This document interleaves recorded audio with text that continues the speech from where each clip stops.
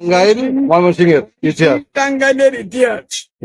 এরা যত বড় কোটিপতি হোক, যদি মন ভালো থাকে তাহলে একটা খাঁটি জবা করবে, মেয়ের বিয়ে হোক আর ছেলে বিয়ে হোক।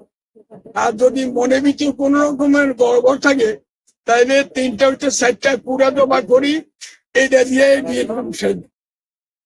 এর বেশি তারা করে না, 3টা থেকে 4টা পুরা জবা। পুরা জবা করি।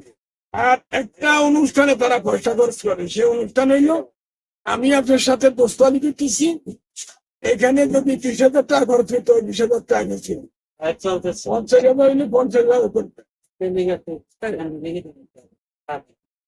এখন বলে প্রোফাইল 1 নম্বর হয়ে গেছে কোন রুগী, হাজি সেলিম 1 নম্বর হয়ে গেছে বুবা, কথা বলতে জান না, ফুটকি বেড়ায় বাড়ি যায় গরম ডিম ঢুকে দিলে সাইকেল লাইনে কথা সুন্দর মতো পরিষ্কার দিব সাদা কাটা করে মন্দার চোখ।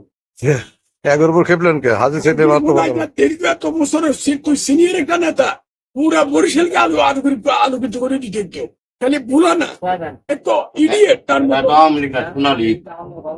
ইয়ে কি আপনার মনে করেন যে তোফায়েল আহমেদ কি বরিশালে কাম করে নাই? তাল করতে তাল আর তোরা গাবো সুলতান করে আসো কি করে ভোলা টোলা বরিশাল টরিশাল উন্নত করে ভাই থাকবেন। এই যে কাগুয়া কাগুয়ারে বললো এক হিন্দু ছেলে, ভাই আমি খুব বিপদে পড়ে গেছি, জাপানি ডায়মন্ড কোম্পানি আমাকে এই বইটা দিচ্ছে। তাও মানে কি কাদের? এই বইটার দাম 55 কোটি টাকা। প্রথম কাগুয়া উত্তর দিল কি, আরে কি এত টাকা দামের গড়ি কি এই সরকার হাতে দিতে দিবনি। পরে কয় আই এত দিয়ে আইন করে কোনে আমনের লোকের চলে যা, ভারতে মিডিল ইস্টে ইউরোপের টাকা বাজ করছে, আমনের 2.5 কুকুর টাকা কোথায়?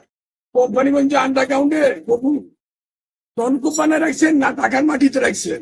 ওই আমনে কি বাকিটা দান দিয়ে সরাইতে পারবেন, একটা পাম এখান থেকে সরাইতে পারবেন। আমি কে 2.5 কোটি টাকার কোম্পানি 1 পয়সা বাইরে পাঠান নাই।